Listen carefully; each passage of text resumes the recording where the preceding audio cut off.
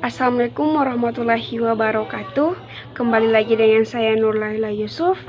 Di sini saya akan menjelaskan perbedaan skripsi, artikel, tesis, dan disertasi.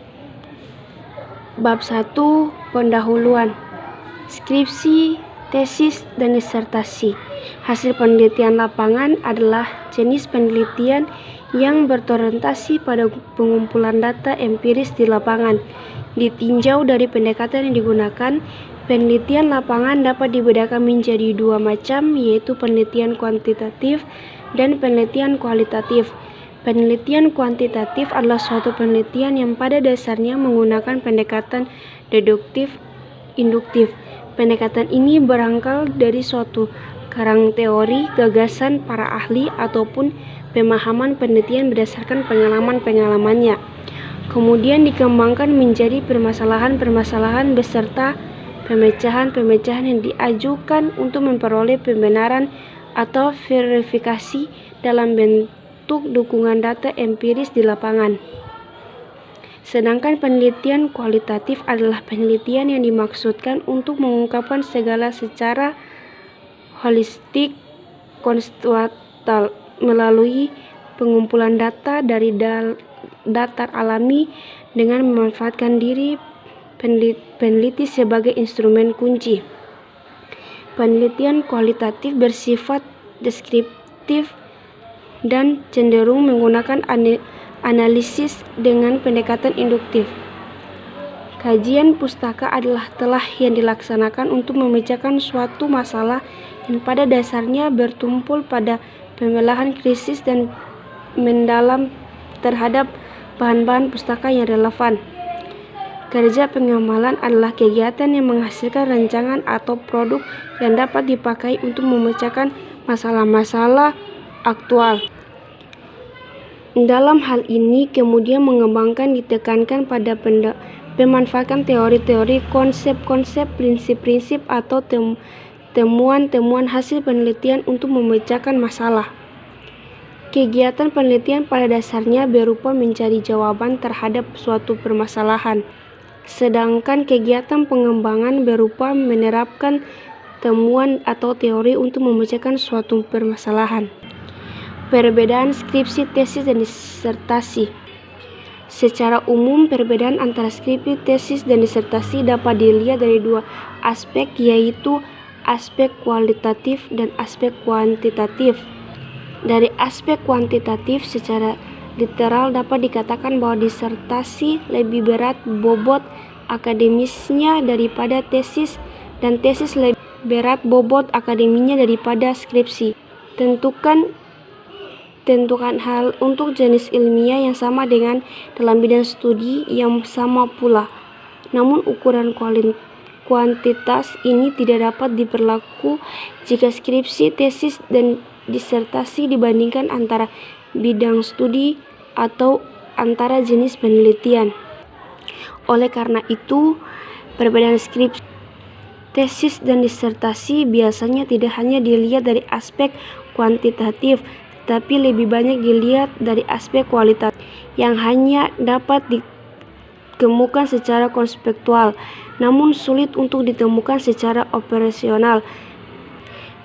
Berikut dikemukakan aspek-aspek yang dapat membedakan skripsi, tesis, dan disertasi, terutama yang berupa hasil penelitian kuantitatif. Yang pertama, aspek permasalahan. Penulis disertasi dituntut untuk mengarahkan permasalahan yang dibahas dalam disertasinya agar temukannya dapat memberi sumbangan asli bagi ilmu pengetahuan. Secara penulis tesis diharapkan dapat menghasilkan sesuatu yang memberi sumbangan bagi ilmu pengetahuan. Sumbangan yang demikian itu tidak dituntut dari penulis skripsi. 2. Aspek kebijakan pustaka.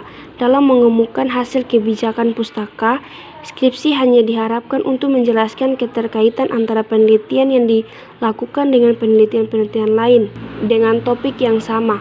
Penulisan tesis tidak hanya diharapkan mengemukakan keterkaitan saja, tetapi juga harus menyebutkan secara jelas persamaan dan perbedaan antara penelitiannya dengan penelitian lain yang sejenis. Penulis disertasi diharapkan Dapat A. Mengidentifikasi posisi dan peran penelitian yang sedang dilakukan dalam konteks permasalahan yang lebih luas. B. Mengemukakan pendapat pribadinya setiap kali membahas hal-hal penelitian lain yang dikajinya. C. Menggunakan keputusan dari disiplin ilmu lain yang dapat memberi implikasi terhadap penelitian dilakukan. Dan D. Memaparkan hasil pustakanya dalam karangan berpikir yang konseptual dengan cara yang sistematis. Yang ketiga, aspek metodologi penelitian. Penulis skripsi dituntut untuk menyebut apakah ada upaya untuk memperoleh data penelitian secara akurat dengan menggunakan instrumen mengumpulkan data yang valid.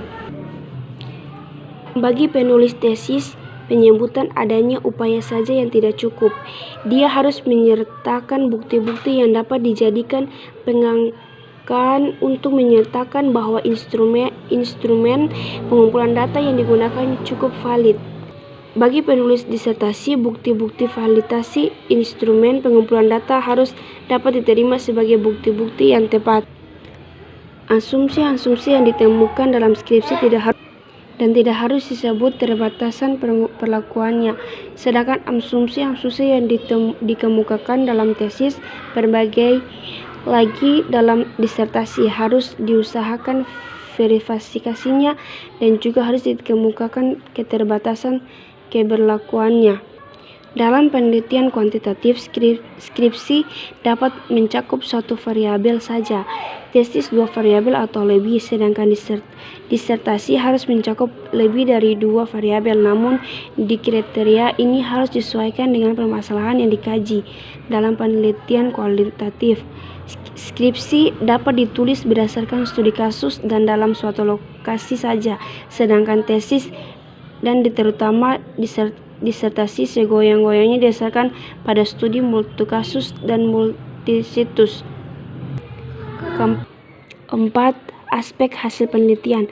Hasil penelitian dipaparkan dalam kesimpulan skripsi harus didukung oleh data yang diperoleh dari penelitian dilakukan. Dalam tesis disertai hasil penelitian ditemukan selain didukungan oleh data-data yang diperoleh dari penelitian dilakukan, juga harus dibandingkan dengan hasil penelitian yang sejenis. Oleh karena itu, dalam tesis disertai perlu ada bab-bab tersendiri yang mengajikan permasalahan penelitian sejenis, yang mengajikan permasalahan hasil penelitian. Bab yang berisi pembahasan hasil penelitian diletakkan sesudah bab yang berisi sajian hasil analisis data, sebelum bab yang berisi kesimpulan dan saran. Pengajuan saran pada bagian akhir skripsi tidak harus dilengkapi dengan argumentasi yang didukung oleh hasil penelitian, sedangkan saran-saran yang dikemukakan dalam tesis dan disertai harus dilengkapi dengan argumentasi yang didukung oleh hasil-hasil penelitian yang dilakukan. Aspek kemandirian secara kuantitatif dan ilustratif sebagai berikut. Untuk disertasi, kira-kira 90% dari naskah tersebut adalah karya asli mahasiswa penulisnya, sedangkan sisanya 10% merupakan cermin dari bantuan, bimbingan, serta arah pada dosen pembimbing. Untuk tesis, presentasi karya hasil lebih kecil daripada disertasi, dan untuk skripsi, presentasi karya di hasil mahasiswa lebih kecil daripada tesis. Yang berikut kode etik penulis karya ilmiah. Kode etik adalah perangkat normal yang diperhatikan dalam penulis karya ilmiah. Normal ini berkaitan dengan pengutip dan perujukan perizinan terhadap bahan yang digunakan dan penyebutan sumber data atau informal dalam penulis karya ilmiah. Penulisan harus secara jujur menyambut kebajikan terhadap bahan atau pikiran yang diambil dari sumber lain. Pemakaian bahan atau pemikiran disesuai sumber atau orang lain yang tidak disertasi dengan rujukan dalam identitas dengan pencurian atau plagit. Dalam penulisan karya ilmiah, rujuk merujuk dan kutip mengutip merupakan kegiatan yang tidak dapat dihindari. Kegiatan ini amatan dianjurkan karena perujukan dan pengutipan akan membantu perkembangan ilmu. Permintaan izin dilakukan secara tertulis jika pemilik bahan tidak dapat dijangkau penulis harus menyebutkan sumbernya dengan menjelaskan apakah bahan tersebut diambil secara utuh, diambil sebagian, modifikasi, atau dikembangkan. Narasumber data atau informasi, terutama dalam penelitian kualitatif, tidak boleh dicantumkan apabila percantuman nama tersebut dapat merugikan sumber daya atau informan. Sebagai gantinya, nama sumber data atau informal dikatakan dalam bentuk kode atau nama samaran. Sekian dari saya untuk menjelaskan perbedaan antara skripsi, tesis, dan disertasi.